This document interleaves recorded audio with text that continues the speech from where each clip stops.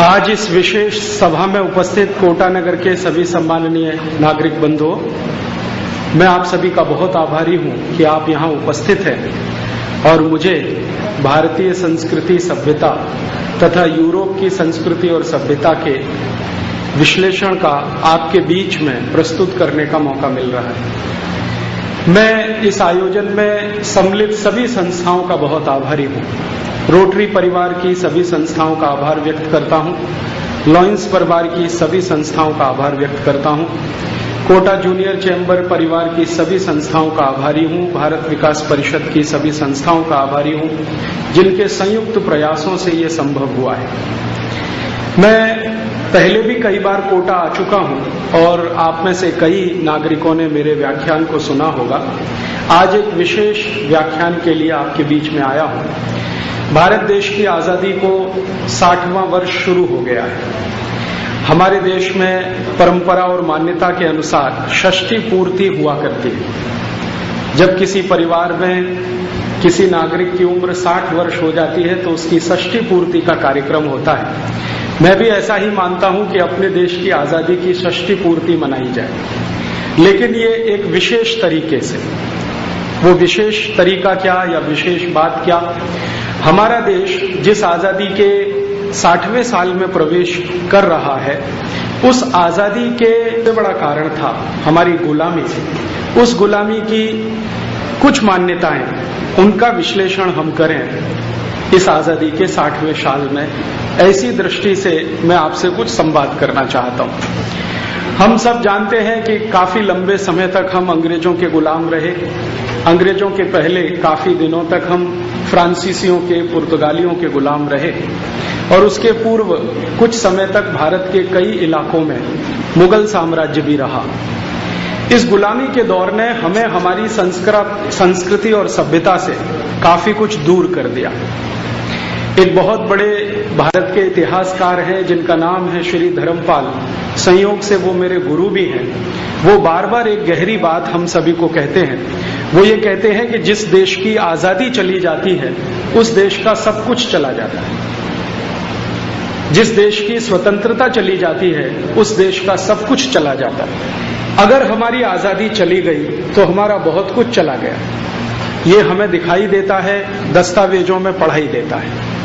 जिस देश की आजादी चली जाए उसकी सभ्यता, उसकी संस्कृति, उसकी परंपरा, उसकी मान्यता, उसका रहन सहन, उसका खान पान, उसका जीवन जीने की शैली, उसका आचार विचार, ये सब चला जाता है। गुलामी का सबसे बड़ा अभिशाप होता है अपनी हर चीज से वंचित हो जाना। दुर्भाग्य से भारत दुनिया में अकेला ऐसा देश है जिसकी गुलामी बहुत लंबे समय तक चली। अलग अलग समय पर अलग अलग देश गुलाम हुए, लेकिन उनकी गुलामी लंबी नहीं रही। कोई देश 50 वर्ष में आजाद हो गया, कोई 60-70 वर्ष में आजाद हो गया, ज्यादा से ज्यादा कोई 100 वर्षों में आजाद हो गया। लेकिन भारत अकेला ऐसा देश है जिसको आजाद होने में सैकड़ों वर्ष लगे। अब गुलामी लंबी चली तो हमारी सभ्यता और संस्कृति से हमारा वंचन भी बहुत लंबा चला। भूल गए हम हमारी सभ्यता और संस्कृति को।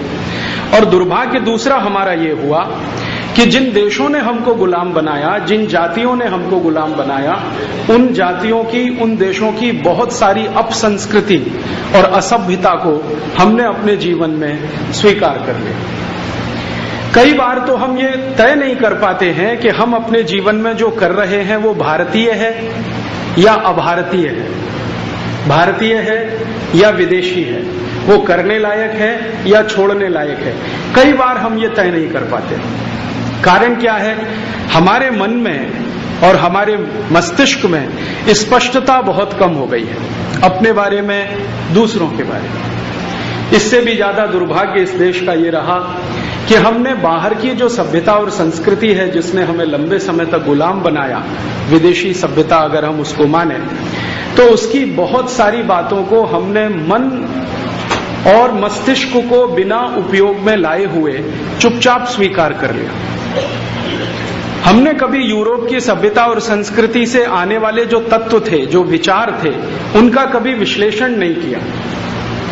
यूरोप से आए हुए जो शासक लोग थे, उन्होंने अपने बारे में जो कुछ कह दिया हमने उसी को अंतिम सत्य मान लिया।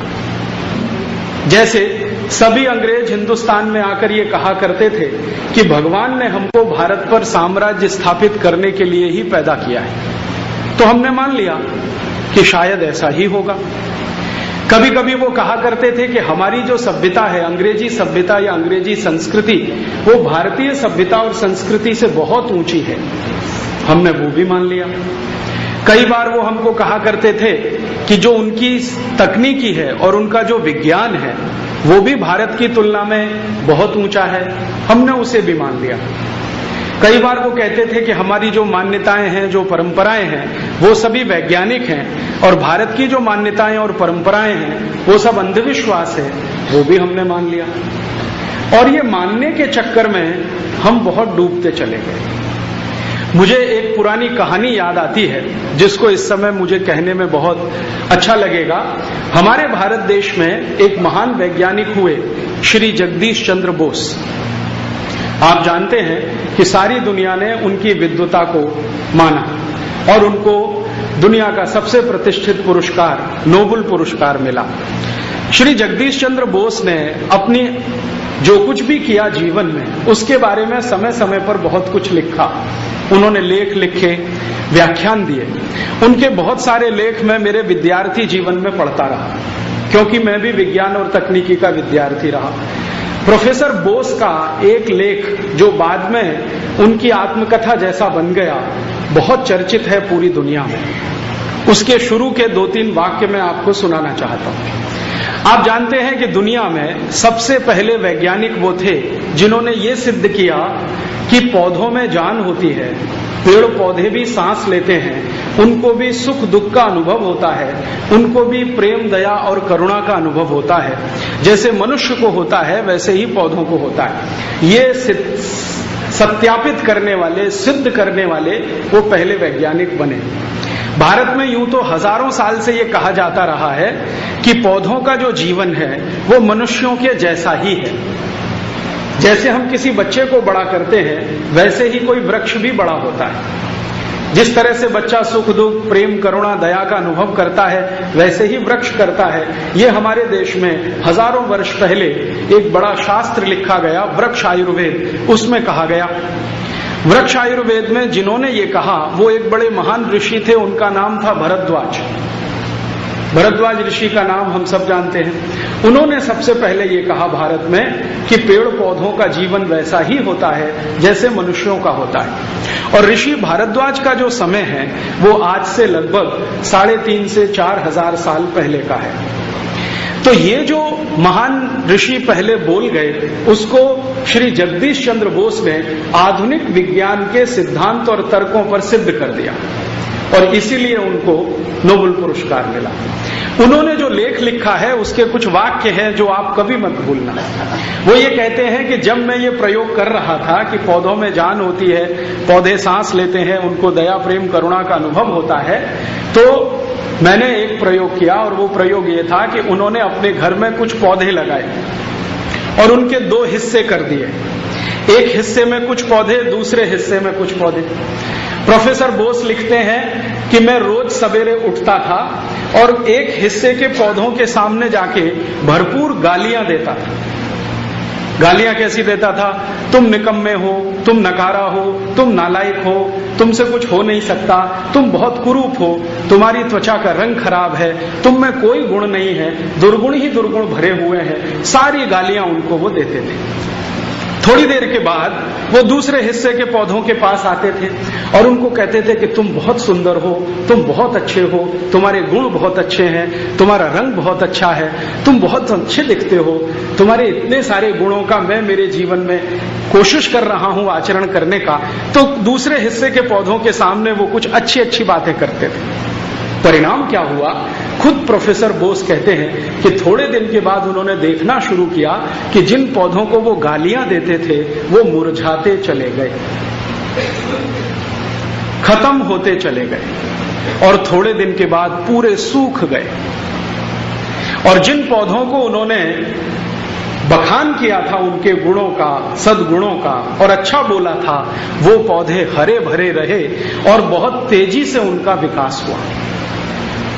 प्रोफेसर बोस ने यह समझाया कि अगर पौधों के सामने हम उनके अवगुणों की चर्चा करें और हर समय उनको निकम्मा, नालायक और बेकार सिद्ध करें तो वो भी मुरझा जाते हैं। मैंने प्रोफेसर बोस की इस बात को आज के व्याख्यान का आधार बनाया है। अंग्रेजों ने 200-250 साल हमारे साथ यही किया। तुम नालायक हो, निकम्मे हो, नकारा हो, तुम्हारी त्वचा काली है, तुम्हारे गुण खराब हैं, तुमको सभ्यता नहीं आती, तुमको संस्कृति नहीं आती। हम गोरे हैं, बहुत अच्छे हैं, सभ्यता हमारे पास है, संस्कृति हमारे पास है, सद्गुण हमारे पास है, हम भगवान के दूत हैं, भगवान ने सीधे हमको भारत पर राज्य स्थापित करने के लिए भेजा है। ये वो हमको 250 साल कहते रहे। जो प्रोफेसर बोस के पौधे कुछ महीने ही गालियां सुनने के बाद मुरझा गए, तो भारतवासी तो 250 साल ये गालियां सुनते रहे। उनका क्या हुआ होगा, जरा कल्पना करिए, क्या हुआ होगा।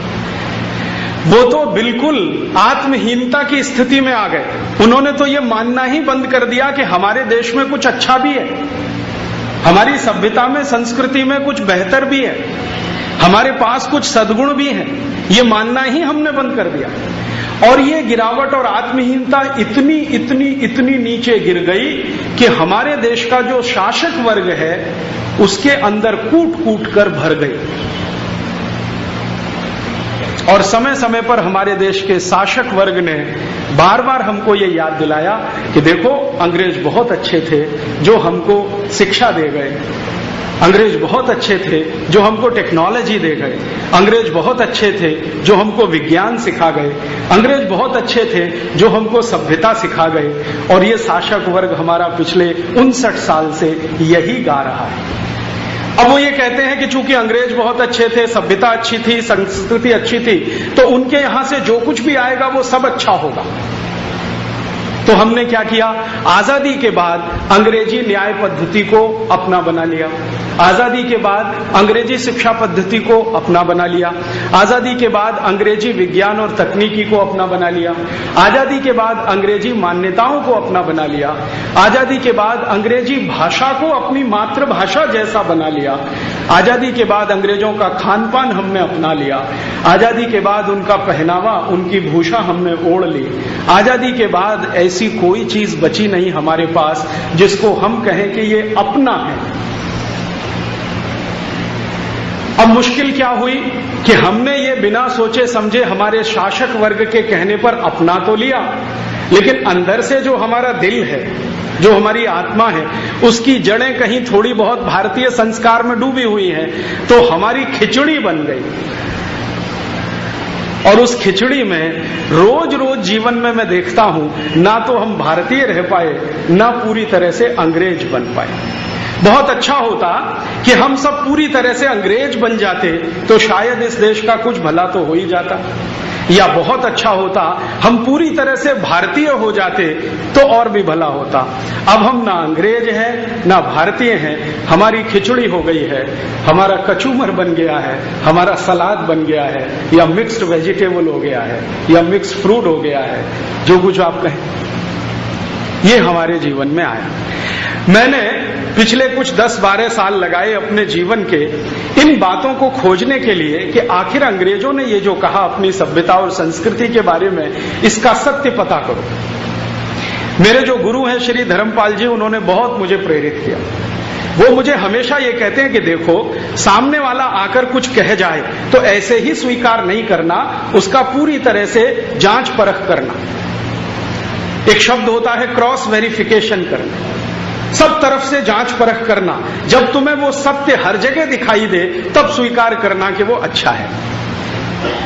तो मैंने धर्मपाल जी को कहा कि अंग्रेजों ने, फ्रांसीसियों ने, पुर्तगालियों ने और मुगलों ने आकर भारत में अपनी सभ्यता और संस्कृति की जितनी बखान की है और हमारे इतिहास की किताबों में जितने उस पर पन्ने लिखे गए हैं, उन पन्नों को साथ में रख लिया जाए और अंग्रेजों के सभ्यता और संस्कृति को जानने वाले उनके जो महान दार्शनिक हैं, उन्होंने अपनी सभ्यता और संस्कृति के बारे में क्या लिखा है वो भी रख लिया जाए और देखा जाए कि कहाँ उसमें सत्यता है और कितना उसमें फरेब है या झूठ है।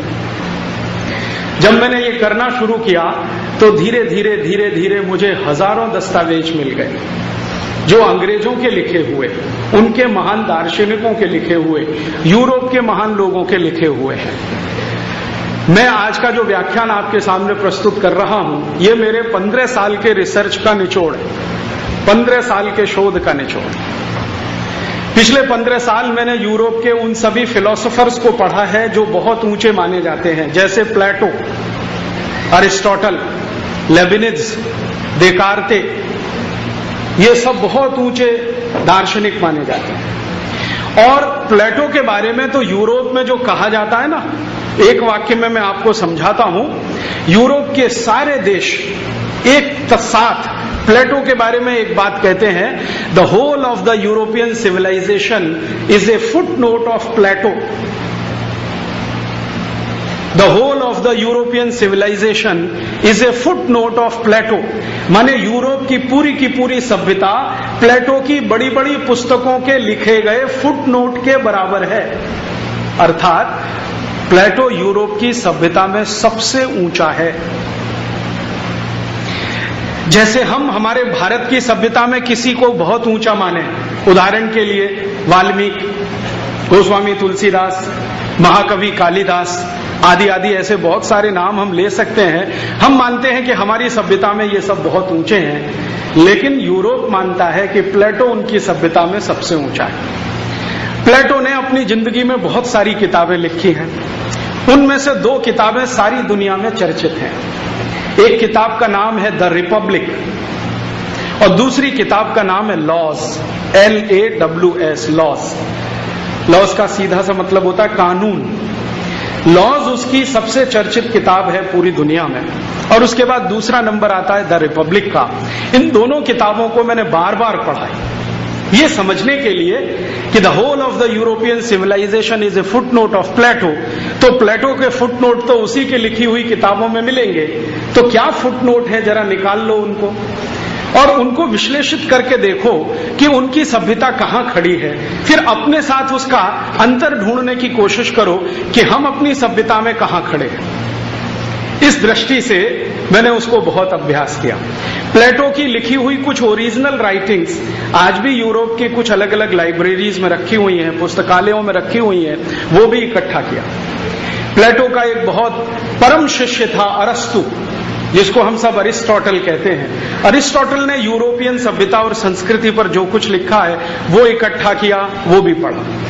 फिर जो आधुनिक यूरोपियन फिलोसोफर्स माने जाते हैं, रूसो, आज का सबसे बड़ा फिलोसोफर यूरोप में है रूसो, रूसो को बार बार पढ़ा, लेबिनिज को पढ़ा, देकार्ते को पढ़ा और उनके 20 फिलोसोफर्स जिनकी लिस्ट है उनके बारे में पढ़ा। उनकी लिखी हुई किताबों में से कुछ नोट्स निकाले, उनके द्वारा लिखे गए जो मूल दस्तावेज हैं उनको देखा, उनको पढ़ा। फिर यूरोप के इतिहासकारों को भी पढ़ा। एक सबसे बड़ा यूरोपियन इतिहासकार है आर्नोल्ड टॉयनबी, उसने यूरोप के इतिहास पर सबसे ज्यादा लिखा है, उसके दस्तावेज इकट्ठे किए। फिर एक जेम्स मिल हुआ है, दूसरा बड़ा यूरोपियन इतिहासकार, उसके दस्तावेज इकट्ठे किए, उनको भी देखा, पढ़ा। कुल मिलाकर लगभग 50,000 दस्तावेज जब मैंने देखे, पढ़े, सुना, सीखा, समझा लगभग 15 साल में, तब मुझे समझ में आया कि ये यूरोपीय सभ्यता क्या है, इनकी संस्कृति क्या है। मैं आपको मेरे अनुभव से एक छोटी सी बात बताता हूं। किसी भी देश की सभ्यता और संस्कृति को अगर समझना हो ठीक से, तो उनकी प्राइवेट लाइफ को देखना चाहिए, उनका निजी जीवन देखना चाहिए। निजी जीवन से मतलब उनका परिवार कैसा है, परिवार में बच्चों की क्या स्थिति है, पत्नी पति के बीच रिश्ते कैसे हैं, भाई बहन के बीच रिश्ते कैसे हैं, परिवारों के जो रिश्तेदार हैं उनके आपस के संबंध क्या हैं, परिवारों में संपत्ति है तो उसका बंटवारा कैसा होता है, अधिकार क्या है, कर्तव्य क्या है। क्यों देखना चाहिए? क्योंकि यूरोप के सभी फिलोसोफर्स और हिस्टोरियंस ये कहते हैं कि किसी भी व्यक्ति और समाज की जो निजी जिंदगी होती है उसी में से सार्वजनिक जिंदगी शुरू होती है। जो व्यक्ति अपनी प्राइवेट लाइफ में होता है ना, वही पब्लिक में होता है। अपनी निजी जिंदगी में वो जिस तरह का व्यवहार करेगा, अपनी सार्वजनिक जिंदगी में उसी तरह का लोकाचार बनेगा। जैसे आपको सुनकर बहुत हंसी आएगी, लेकिन ये गंभीर बात पूरे यूरोप में कही जाती है कि यूरोप में ये जो डेमोक्रेसी है ना, प्रजातंत्र, ये 14वीं शताब्दी में आया है। उसके पहले यूरोप में डेमोक्रेसी नहीं है, प्रजातंत्र नहीं है। प्रजातंत्र उनके यहाँ लगभग 600 साल पहले आया। ये जो डेमोक्रेसी है, इसको जब लाया गया तो इसके बारे में सबसे ज्यादा किताबें लिखी गई हैं यूरोप में, और वो ये बताती हैं कि डेमोक्रेसी निकला कहां से। तो वो कहते हैं डाइनिंग टेबल से। और यहां पर अगर कोई पॉलिटिकल साइंस का स्टूडेंट होगा तो उसको ये पढ़ाया जाता है भारत में। इस पर सवाल पूछे जाते हैं। 100 नंबर का प्रश्न पत्र आता है, उसमें 20 नंबर का सवाल होता है कि यूरोप का प्रजातंत्र कहां से निकला, विस्तार से वर्णन करिए। 20 नंबर का सवाल है, बीए और एमए। तो उसका उत्तर यह है कि यूरोप का प्रजातंत्र डाइनिंग टेबल से निकला। खाने की मेज से प्रजातंत्र की शुरुआत हुई है। ये सारे फिलोसोफर्स और हिस्टोरियंस इसको मानते हैं। अब खाने की मेज तो निजी जीवन का हिस्सा है, प्राइवेट लाइफ का हिस्सा है, लेकिन डेमोक्रेसी पब्लिक लाइफ का हिस्सा है। तो निजी जीवन में जो आप डाइनिंग टेबल पर करते हैं वो सार्वजनिक जीवन में करने लगे तो उसी को पार्लियामेंट्री डेमोक्रेसी कहते हैं। दुर्भाग्य से हमने इसी पार्लियामेंट्री डेमोक्रेसी को बिना सोचे समझे स्वीकार किया है। गांधी जी इसके बहुत खिलाफ थे, लेकिन गांधी जी को मानने वालों ने गांधी जी की बात मानी नहीं। गांधी जी कहते थे कि अंग्रेजों को विदा किया है तो इनकी अंग्रेजियत को भी विदा कर दो साथ में। इस अंग्रेजियत से हमें कोई लाभ नहीं होने वाला। हमने अंग्रेजों को विदा कर दिया, लेकिन उनकी अंग्रेजियत को संभाल के रख लिया, और उसमें सबसे बड़ी अंग्रेजियत है पार्लियामेंट्री डेमोक्रेसी, संसदीय लोकतंत्र, जो यूरोप में निकला है डाइनिंग टेबल से। ये एक छोटी सी बात है कि डाइनिंग टेबल से डेमोक्रेसी निकली है। इसको समझने में मुझे 2-3 साल लगे और अब बिल्कुल साफ चित्र मुझे दिखाई देता है। मेरे व्याख्यान के बीच में ये आएगा तो आपको समझ में आएगा कि ये संसदीय लोकतंत्र बना कैसे है और आगे बढ़ा कैसे है। मैं शुरू करता हूं यूरोप के निजी जीवन से, जिसको आप एक बार झांक लें तो उनका सार्वजनिक जीवन आपको समझ में आए। यूरोप के निजी जीवन में शुरू करूं उसके पहले यूरोप की थोड़ा भौगोलिक परिस्थिति के बारे में 2 मिनट आपको बता दूं। वैसे तो आप में से कई लोगों ने यूरोप का प्रवास किया होगा, उसकी भौगोलिक परिस्थिति का अंदाजा आपको होगा, लेकिन एक बार आपको फिर से याद आ जाए इस दृष्टि से 2-3 मिनट में कुछ कहता हूं। यूरोप दुनिया का एक ऐसा खंड है जहां साल में 9 महीने सूर्य नहीं निकलता। ये उनकी भौगोलिक स्थिति है। साल में 365 दिन होते हैं और लगभग 300 दिन उनको सूर्य का प्रकाश नहीं मिलता। यूरोप दुनिया का एक ऐसा खंड है जहां पर न्यूनतम तापमान -40 डिग्री सेंटीग्रेड होता है, न्यूनतम तापमान, और अधिकतम तापमान +20, 22, 23 डिग्री सेंटीग्रेड होता है। तो टेम्परेचर का जो वेरिएशन है, तापमान का जो अंतर है, ऋणात्मक 40 से धनात्मक 20 तक, माने 60 डिग्री का अंतर है। इसकी जरा कल्पना करें। इसका मतलब क्या है? अगर ऋणात्मक 40 डिग्री तापमान होगा तो वहां वातावरण में बर्फ ही बर्फ गिरेगी,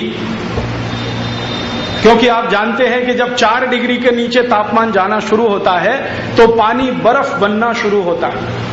झीलों में, नदियों में, तालाबों में सब जगह पानी बर्फ हो जाता है।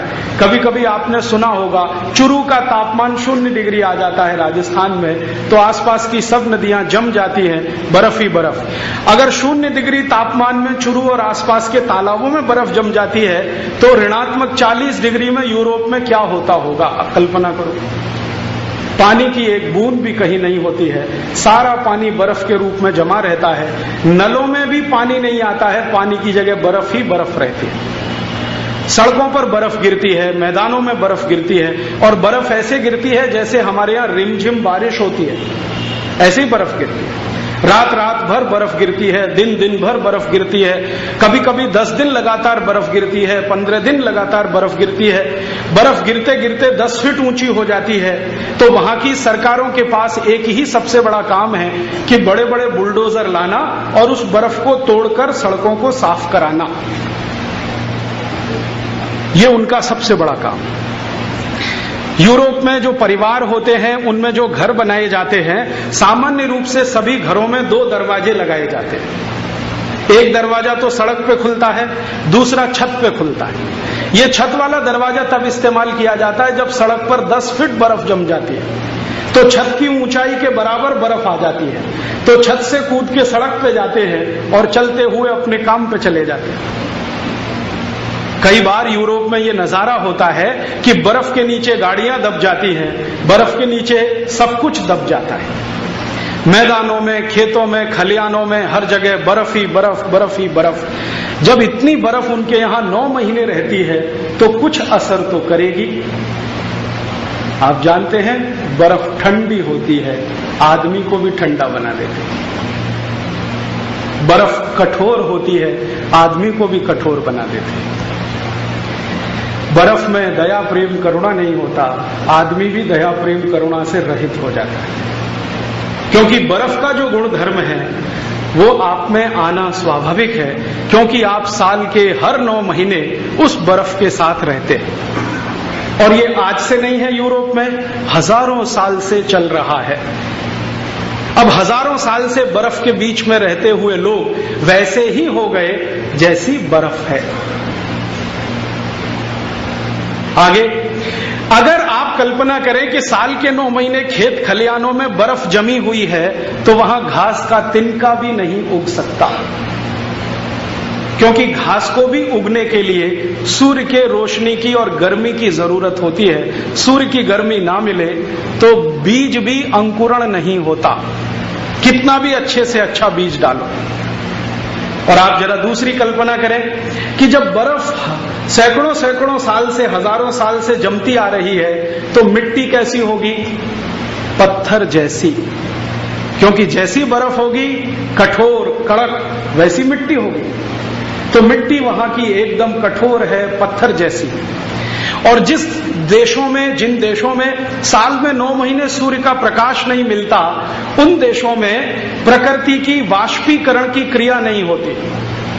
आप जानते हैं, सूर्य हमारे जीवन का केंद्र है, और वो जीवन का केंद्र सरल भाषा में ऐसा कि सूर्य का प्रकाश जब जमीन पर गिरता है तो जमीन का बहुत बड़ा हिस्सा जो महासागर है, पानी से डूबा हुआ है, उस पर सूर्य के प्रकाश की किरणें पानी को वाष्पीकरण में मदद करती हैं, और यही पानी वाष्पीकृत होकर ऊपर आसमान में जब जाता है तो संघनित होकर बादल में बदल जाता है, और ये बादल के आसपास जब कम दबाव का क्षेत्र बनता है तो वही पानी बूंद के रूप में टपक जाता है।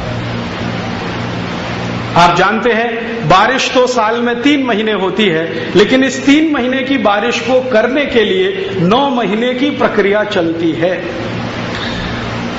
बच्चे का जन्म तो एक ही दिन में, कुछ सेकंड में हो जाता है, लेकिन उसको गर्भ में बड़ा करने की प्रक्रिया पूरे 9 महीने चलती है। ऐसे ही प्रकृति।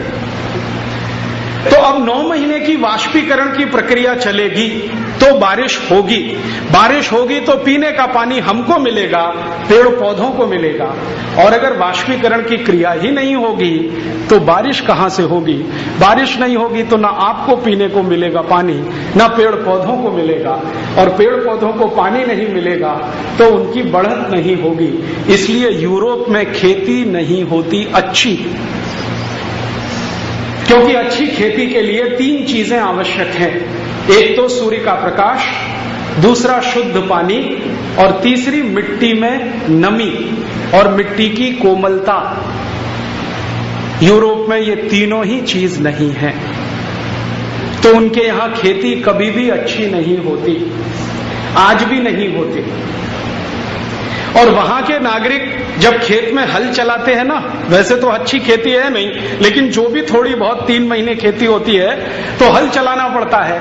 तो कल्पना करो कि मिट्टी एकदम पत्थर जैसी है, उसको तोड़ने के लिए बैलों की मदद से हल नहीं चल सकता, या जानवरों की मदद से हल नहीं चल सकता। इसलिए उनको झक मार के ट्रैक्टर बनाना पड़ा। और ट्रैक्टर भी पहले उन्होंने 2-4 हॉर्स पावर का बनाया, वो काम नहीं आया। 10 हॉर्स पावर का बनाया, वो भी काम नहीं आया। अब यूरोप में सामान्य रूप से 100-100 हॉर्स पावर के ट्रैक्टर होते हैं। 100 हॉर्स पावर का ट्रैक्टर वो चलाएं, तब मिट्टी थोड़ी सी टूटती है।